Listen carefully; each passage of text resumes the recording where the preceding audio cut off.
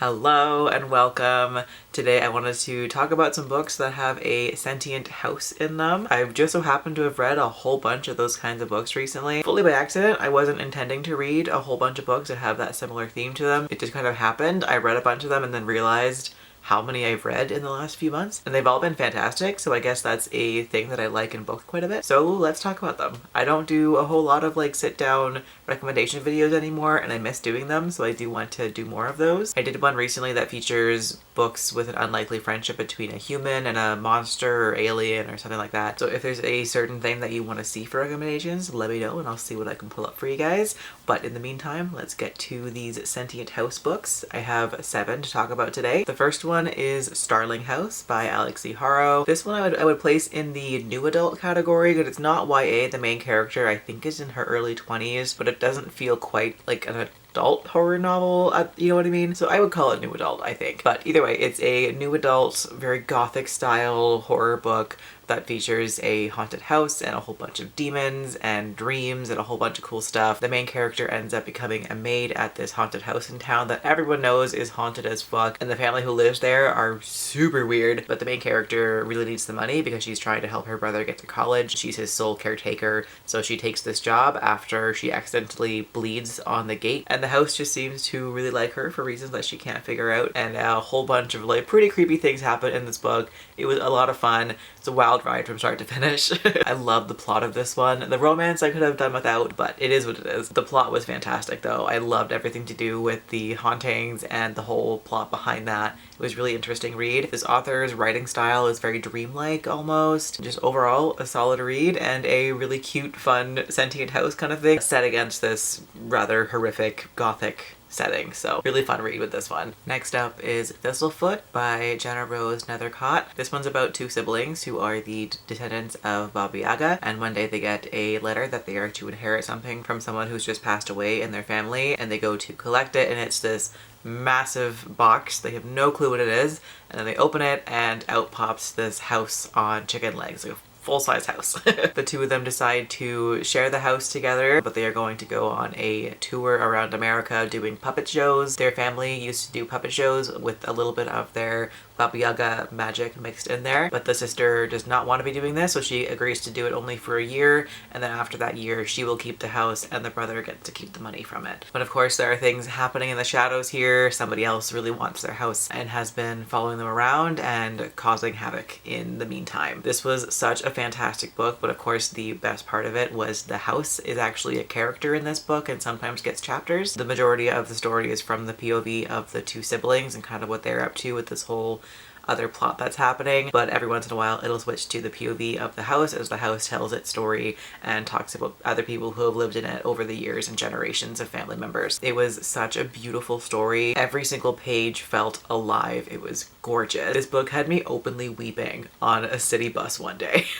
It was so good. I adored this book. I gave it a full 5 stars. It was incredible. It's definitely gotten a lot of hype and for very good reason. This one definitely lives up to its hype. It was so good. Definitely read it, and again, the house is absolutely the best part of this book. And then we've got Looking for Love in All the Haunted Places by Kann. This one is a paranormal contemporary romance about a woman who is doing a TV show kind of thing where she has to live in this haunted house for as long as she can, I'm pretty sure. I think the goal is to get to a month, and nobody else has done it before.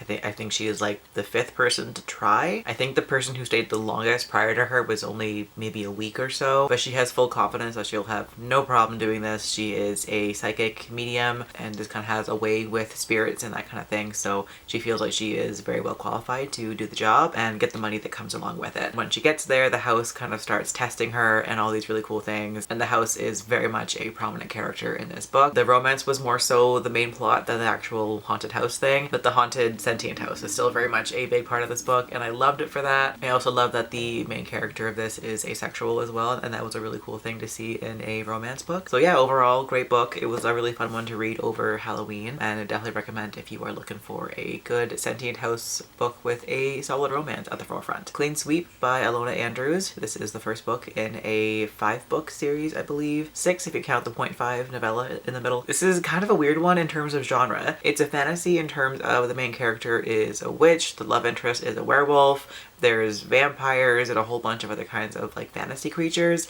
but all of these creatures come from different planets. So it's more sci-fi in that way. So this series is a really interesting blend of paranormal fantasy and sci-fi that I'm really enjoying.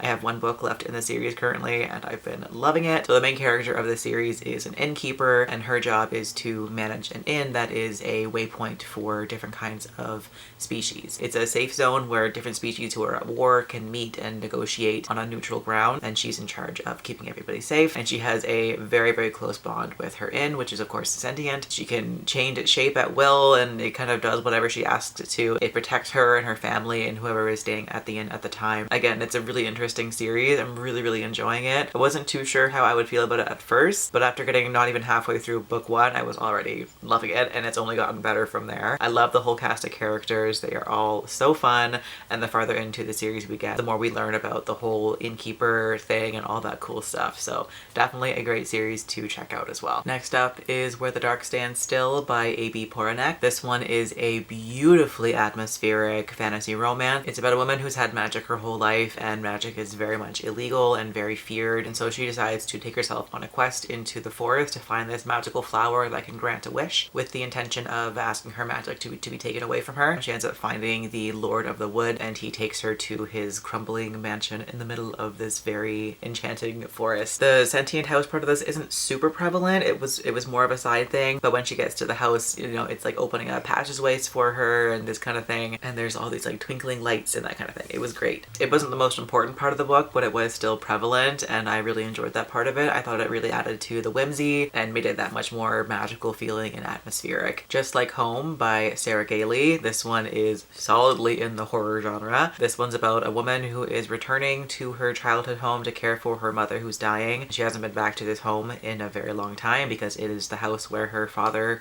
was murdering people when she was a very, very young child. So she's back in this house and things are creepy as hell. She's getting all these weird messages. Her mom is not well, obviously, like not just in terms of the fact that she's dying, but something is going on with her. She's getting these really weird dreams and all these things are happening. She feels like she's being watched. A whole bunch of really creepy things were happening in this book. It gave me chills the entire time that I read it. Really interesting read, very creepy, very atmospheric, and it took some turns that I did not expect. So I definitely recommend this one if you're looking for a really good creepy horror novel. Finally, this one's a bit of a stretch, but I'm gonna go with it.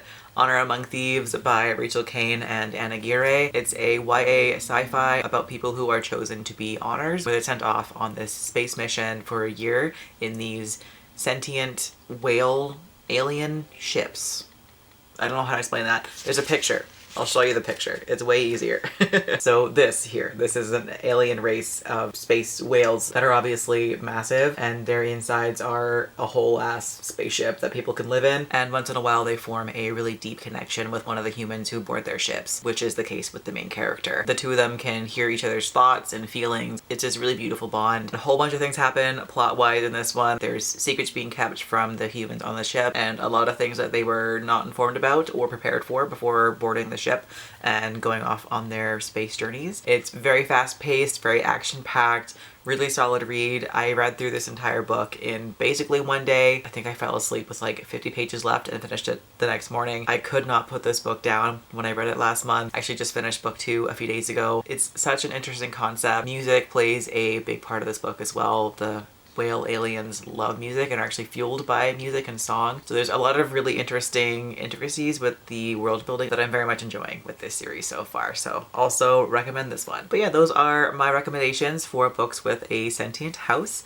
If you have any of your own, let me know down in the comments. Apparently I love this plot device, so I'm always looking for more recommendations with this theme to it. So please let me know if you have any of your own. That'll do it for today's video. So thank you so much for watching, and I will catch you guys later. Bye!